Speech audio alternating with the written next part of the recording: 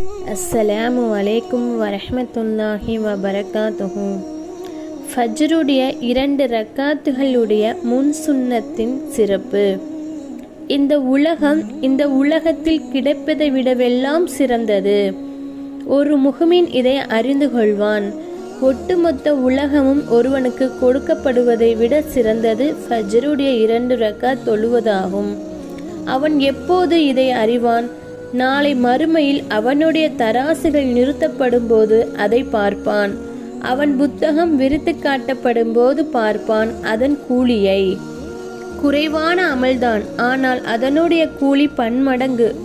நபி ஸல்லல்லாஹு அலைஹி வஸல்லம் அவர்கள் சொன்னார்கள், யார் ஒருவர் இஷாவை ஜமாத்தோடு தொழுவாரோ அவர் பாதி இரவு நின்று வணங்கிய கூலியை பெறுவார்.